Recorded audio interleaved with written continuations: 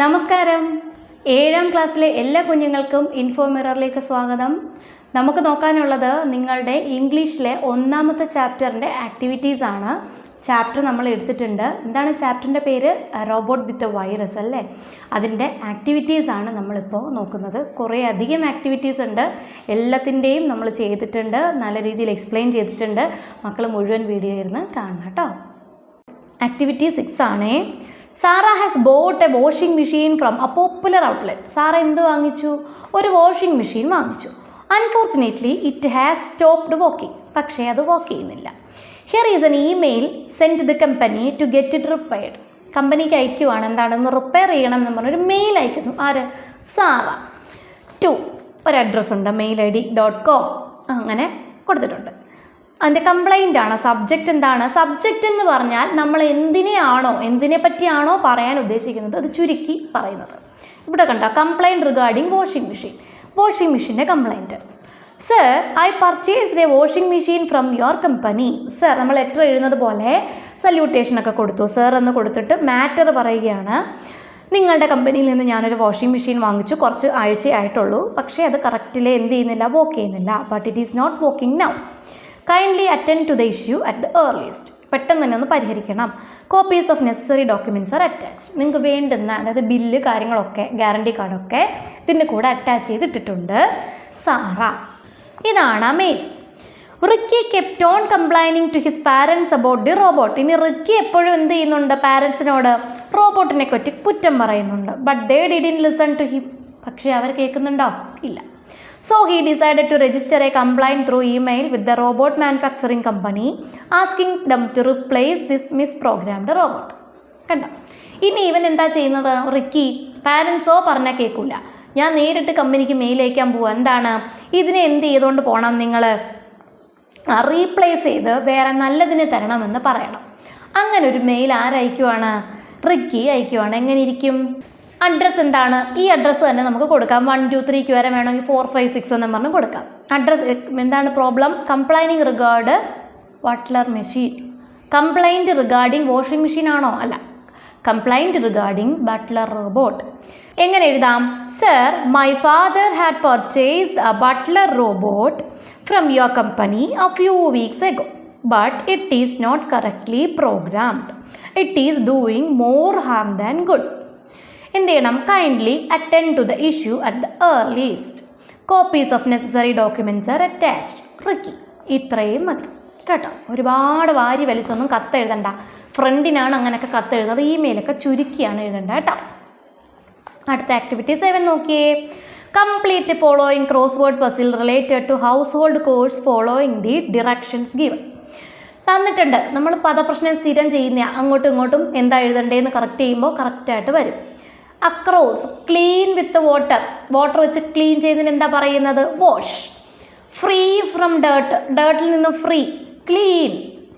Thing used for wiping floors, clean. മുറിക്കാൻ എടുക്കുന്നത്, തുടയ്ക്കുന്നത് എന്താണ്? മോപ്പ്. ഡൗണിൽ ക്ലീനിങ് വിത്ത് എ ബ്രൂം. എന്താ പറയുന്നത് അതിന് നമ്മൾ? സ്വീപ്പ്. 3 താഴെ cut something in two pieces with repeated sharp blows. ഇനി എന്ത് പറയും നമ്മൾ? ചോപ്പ് എന്ന് പറയും. മുറിച്ച് എടുക്കുന്നതിന് ചോപ്പ്. എളുപ്പമാട്ടോ. ഇനി 8A. Ricky's mother wanted him to do various household chores. അല്ലേ, റിക്കിയുടെ അമ്മയ്ക്ക് അവൻ ഒരുപാട് വീട്ടുജോലി ചെയ്യുന്നതാണ്, വീട്ടിലെ കാര്യങ്ങളൊക്കെ ചെയ്യുന്നത് ഇഷ്ടമാണ് അവരെ വീട്ടിലെ. Here is what she keeps tell him. അമ്മ എന്തൊക്കെയാണ് അവനോട് പറയുന്നത്? Ricky, keep your school bag in the study room. Ricky, put your clothes in the washing machine. Ricky, wash your tiffin box. Ricky, iron your T-shirt and trousers. ഇങ്ങനെ ഒരുപാട് കാര്യങ്ങൾ അമ്മ പറയുന്നുണ്ട്. Your parents too might have asked you to do certain things, write a few of them. നിങ്ങളുടെ അമ്മയും അല്ലെങ്കിൽ അച്ഛനും ഒക്കെ നിങ്ങളോട് ഇതുപോലെ ഒരുപാട് കാര്യങ്ങൾ പറയുന്നില്ലേ? അതിൽ കുറച്ച് നിങ്ങളൊന്ന് എഴുതിയേ. ഒന്നാമത്തത് എന്താണ്? Wash your hands properly. കൈ നന്നായിട്ട് കഴുകാൻ പറയും. ഡോണ്ട് വേസ്റ്റ് ഫുഡ് വേസ്റ്റ് ചെയ്യരുത് എന്ന് പറയും. Don't make the home dirty. വീട് വൃത്തിയേടാക്കരുത് എന്ന് പറയും. Arrange your books properly. Book അടുക്കി വെക്കാൻ പറയും. You are always wasting water. Don't do. വെള്ളം നശിപ്പിക്കരുത് എന്ന് പറയും, വേസ്റ്റ് ആക്കരുത് എന്ന് പറയും. Do your home works. എന്താ?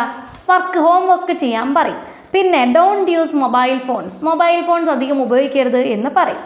അങ്ങനെ ഒത്തിരി കാര്യങ്ങൾ അമ്മയും അച്ഛനും ഒക്കെ പറയാറുണ്ടല്ലേ. ബി പാർട്ട് നോക്കിയേ. How will you ask your parents to do something for you? നിങ്ങൾ എങ്ങനെയാണ് നിങ്ങളുടെ അച്ഛനോടും അമ്മയോടും കുറച്ച് സഹായമൊക്കെ ചോദിക്കുന്നത്? എങ്ങനെയാണ്?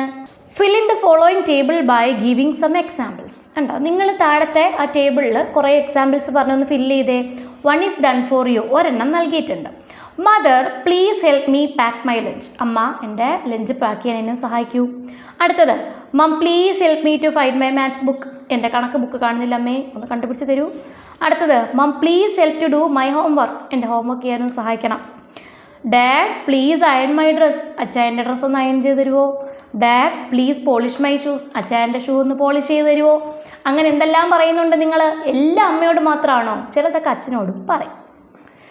ഇനി look at the following paragraph from the story of he went running to his parents. Father, this butler robot is faulty. He has filched my things. I think they programmed him badly. Let us send him off. എന്താ പറയുന്നുണ്ട്? Paragraph തന്നിരിക്കുന്നത് ടെക്സ്റ്റിൽ തന്നെയാണ്. ആ കുട്ടി ചെന്ന് അച്ഛനോട് പറയുന്ന കംപ്ലൈൻറ്റ് എന്തായിരുന്നു? അച്ഛാ, ഈ റോബോട്ടിനെ ശരിയായിട്ടല്ല ഉണ്ടാക്കിയിരിക്കുന്നത്, കള്ളവാണ്. ഇത് എൻ്റെ സാധനങ്ങൾ അടിച്ചു മാറ്റുന്നുണ്ട്, ഇതിനെ കറക്റ്റായിട്ട് പ്രോഗ്രാം ചെയ്തിട്ടില്ല, അതിന് തിരിച്ചു കൊടുക്കണം എന്നൊക്കെ പറയില്ലേ? Note the sentence given in italics. ഇറ്റാലിക്സിൽ തന്നിരിക്കുന്നത് he has filched my things എന്നുള്ളത് ശ്രദ്ധിക്കുക. Sentences like the above refer to an action completed in the past having its relevance in the present. അതെന്താ സെൻറ്റൻസ് ശ്രദ്ധിച്ച മക്കളെ? He has filched my things. He filched എന്നാണോ പറഞ്ഞത്? Has ഫിൽച്ച്ഡ് എന്ന് പറഞ്ഞല്ലേ. എന്ന് പറഞ്ഞാൽ എന്താണ്? പെർഫെക്റ്റ് ടെൻസ് ആണ്. അത് എന്താ സംഭവം? അത് എൻ്റെ സാധനങ്ങൾ അടിച്ചു മാറ്റി എന്ന് പറയുന്നു. ഹാസ് വെച്ചിട്ട് പറയുന്നു. കഴിഞ്ഞു പോയ കാര്യമാണ്, ഇപ്പോഴും അതിൻ്റെ ഇമ്പോർട്ടൻസ് ഉണ്ട്. അങ്ങനെയുള്ളിടത്താണ് നമ്മൾ ഇതൊക്കെ യൂസ് ചെയ്യുക. ഹാസ്, ഹാവ് യൂസ് ചെയ്യുക. അപ്പോൾ try to find sentences of a similar pattern from the paragraph given below. Write down in the space given. ഇതേപോലെയുള്ള ഹാസ്, ഹാവ് ഒക്കെ ചേർന്ന് വരുന്ന കഴിഞ്ഞു പോയ കാര്യങ്ങളാണ്, ഇപ്പോഴും റെലവൻസ് ഉള്ള കാര്യങ്ങൾ ഈ തന്നിരിക്കുന്ന പാരഗ്രാഫിൽ നിന്ന് കണ്ടെത്തി എഴുതണം. I have lived here for 30 years. അത് ഇതേപോലത്തെ സെൻറ്റൻസ് ആണ്. ഐ ഹാവ് ആണ്. ഹാസും ഹാവും ഒക്കെ ഉപയോഗിക്കുന്നത് എങ്ങനെയാണ്? ഹാവ് ഉപയോഗിക്കുന്നത് പ്ലൂറൽ സബ്ജക്റ്റിൻ്റെ കൂടെയാണ്. ഹാസ് ഉപയോഗിക്കുന്നത് സിംഗുലർ സബ്ജക്റ്റിൻ്റെ കൂടെയാണ്. എന്താണ്? പക്ഷേ ഐയുടെ കൂടെ നമ്മൾ എന്ത് ഉപയോഗിക്കൂ? ഹാവ് ഉപയോഗിക്കൂ. യുവിൻ്റെ കൂടെയും നമ്മൾ എന്ത് ഉപയോഗിക്കൂ? ഹാവ് ഉപയോഗിക്കൂ. അത് മറക്കരുത്. ഇത് ഗ്രാമർ പോർഷൻസ് കുറച്ചൊക്കെ ഞാൻ എടുത്തിട്ടുണ്ട്, ചാനലിലുണ്ട്. ജസ്റ്റ് നിങ്ങൾക്ക് വേണമെങ്കിൽ ഒന്ന് കയറി കാണാം കേട്ടോ. അപ്പം ഇത് I have lived here for 30 years എന്ന് പറയുന്നത് ഇതേപോലത്തെ സെൻറ്റൻസ് തന്നെയാണ്. I have always looked upon this place as my home. ഈ സ്ഥലം ഇത്രയും കാലമായിട്ടും ഞാൻ എൻ്റെ വീട് പോലെയാണ് കണ്ടത്, ഇപ്പോഴും അങ്ങനെയാണ്. അപ്പോൾ ഇപ്പോഴും പ്രസൻറ്റ് റെലവൻസ് അതിനുമുണ്ട്. ആ സെൻറ്റൻസും എഴുതണം. My children advised me against leaving here in my old age. ഒരുപാട് പ്രായമായി എനിക്ക്, അപ്പം ഞാൻ ഇപ്പോഴും ഇവിടെ താമസിക്കുന്നതിന് എൻ്റെ കുട്ടികൾക്ക് ഇഷ്ടമല്ല. അതിനിവിടെ എന്തില്ല? My children advised me. എൻ്റെ കൂട്ടുകാരൻ, എൻ്റെ മക്കൾ എന്ത് ചെയ്തു? എന്നെ അഡ്വൈസ് ചെയ്തു, ഉപദേശിച്ചു, ഇവിടെ ജീവിക്കരുത് എന്ന് പറഞ്ഞു. അത് കഴിഞ്ഞു പോയ കാര്യമാണ്, അതിവിടെ വേണ്ട. There are no good hospitals here. ഇവിടെ നല്ല ഹോസ്പിറ്റൽ ഇല്ല, അതിപ്പോഴും കറക്റ്റാണ്. But the government has promised. Government നേരത്തെ പ്രോമിസ് ചെയ്തിരുന്നു. The residence here a new multi speciality hospital which is expected to come up soon. അവിടെ എന്താണ്? Government has promised. അതിന് നേരത്തെ പ്രോമിസ് ചെയ്തതാണ്, ഇപ്പോഴും അത് എന്തുണ്ട്? ഇമ്പോർട്ടൻസ് ഉണ്ട്. ഉടനെ ഇവിടെ ഹോസ്പിറ്റൽ വരും എന്നുള്ളത് ഗവൺമെൻറ്റിൻ്റെ പ്രോമിസാണ്. അതിനിപ്പോഴും റെലവൻസ് ഉണ്ട്, അത് വേണം. I have realised that you can not expect to have everything you like to have. എനിക്ക് എന്ത് മനസ്സിലായി? നിനക്ക് വേണ്ടുന്ന എല്ലാ കാര്യങ്ങളും ഇവിടെ കിട്ടില്ല എന്നുള്ള കാര്യം എനിക്കിവിടെ മനസ്സിലായി. I think you too have realised it. നിനക്കും മനസ്സിലായി എന്ന് തോന്നുന്നു. ഈ രണ്ട് സെൻറ്റൻസും ഇവിടെ എഴുതണം. അപ്പോൾ ഏതൊക്കെ സെൻറ്റൻസാ? I have always looked upon this place as my home. പിന്നെ the government has promised the residence here a new multi speciality hospital which is expected to come up soon. അടുത്തത് I have realised that you cannot expect to have everything you like to have. അടുത്തത് I think you too have realised it. ഇത്രയുമാണ്. മക്കളെ ഒരു കാര്യം പറയട്ടെ, നമ്മളുടെ channel ഇഷ്ടപ്പെട്ടാൽ നിങ്ങളൊന്ന് ലൈക്ക് ചെയ്യണേ, കൂട്ടുകാർക്കൊക്കെ ഒന്ന് ഷെയർ ചെയ്ത് കൊടുക്കുക. ചാനൽ മറക്കാതെ സബ്സ്ക്രൈബ് ചെയ്യുക. ഒരുപാട് പേരും സബ്സ്ക്രൈബ് ചെയ്യാതെയാണ് കാണുന്നത്. സബ്സ്ക്രൈബ് ചെയ്താൽ വലിയ ഉപകാരമായിരിക്കും. അപ്പോൾ നിങ്ങൾക്ക് കമൻറ്റ് ചെയ്യാൻ പറ്റില്ല, മറ്റ് വീഡിയോസിൽ കമൻറ്റ് ചെയ്യാനായിട്ട് ശ്രദ്ധിക്കും. ഇനിയുള്ളത് ഒരു പോസ്റ്റർ നിർമ്മാണമാണ്. You might have prepared some posters while observing environment day. പരിസ്ഥിതി ദിന സമയത്ത് പോസ്റ്റർ ചെയ്തില്ലേ? ചെയ്തു. Look at these sample posters. തന്നിട്ടുള്ളതുണ്ടോ? Plastic is everywhere, break free from plastic, replace their packaging with refill and reuse system. അടുത്ത don't kill our best friend. ആരാ? Tree. Plant a tree and add a new friend in your life. ഇങ്ങനെ. ഇനി analyse the posters of the following. എന്തൊക്കെയുണ്ട് അതിൽ? നല്ലൊരു content ഉണ്ട്, picture അല്ലെങ്കിൽ graphic അല്ലെങ്കിൽ ഇല്ലസ്ട്രേഷൻ ഉണ്ട്, നല്ലൊരു ലേ ഔട്ടുണ്ട്, നല്ലൊരു മെസ്സേജ് ഉണ്ട്. What functions do they serve? എന്ത് ചെയ്യുന്നു അത്? To educate. നമ്മൾ എന്ത് ചെയ്യുന്നു? നമുക്കതിലൂടെ വിദ്യാഭ്യാസം, എഡ്യൂക്കേഷൻ, അറിവ് നൽകുന്നു. എന്ത് ചെയ്യുന്നു? നമ്മൾ ഇതുപോലെ ജീവിക്കാൻ നമ്മളെ മോട്ടിവേറ്റ് ചെയ്യുന്നു. പിന്നെ നമ്മളെ എന്ത് ചെയ്യുന്നു? ടു ഡു, നമ്മളെ ചെയ്യാനും പ്രേരിപ്പിക്കുന്നുണ്ടല്ലേ? ഉണ്ട്. Collect some posters and observe them carefully. കുറച്ച് പോസ്റ്റർ എടുത്ത് അങ്ങോട്ട് ഒബ്സർവ് ചെയ്തേ. Do you think posters like these have a special kind of language? നിങ്ങൾക്ക് തോന്നുന്നുണ്ടോ ഈ പോസ്റ്റേഴ്സ് പോലെയുള്ള പോസ്റ്ററിനൊക്കെ ഒരു സ്പെഷ്യൽ ലാംഗ്വേജ് ഉണ്ടോ? ഉണ്ട്. എന്താണ്? വലിയ സെൻറ്റൻസ് ആണോ? ഗ്രാമറൊക്കെ ചേർത്ത് ഈസും വാസും ഒന്നുമില്ല, ചുമ്മാ 2-3 വേർഡ്സ് ചേർക്കുന്നു, പക്ഷേ നല്ല അർത്ഥം കിട്ടും. Give some examples. കുറച്ച് എക്സാമ്പിൾസും പറയാം. അപ്പോൾ അതിൻ്റെ ലാംഗ്വേജിൻ്റെ പ്രത്യേകത എന്താണെന്ന് നമുക്ക് ആദ്യം എഴുതാം. സിമ്പിൾ സെൻറ്റൻസ് ആയിരിക്കണം, പിന്നെ പവർഫുൾ വേർഡ്സ് ആയിരിക്കണം. It reflects the whole idea. ഈ ഐഡിയ മൊത്തം അതിനകത്ത് ഉണ്ടാവുകയും വേണം. ഇനി നമുക്ക് വേണമെങ്കിൽ കുറച്ച് ഉദാഹരണം എഴുതാമല്ലോ. Donate today, save life, change the world, പിന്നെന്താണ്? Earth is our mother. പല രീതിയിൽ നമുക്കത് എഴുതാം.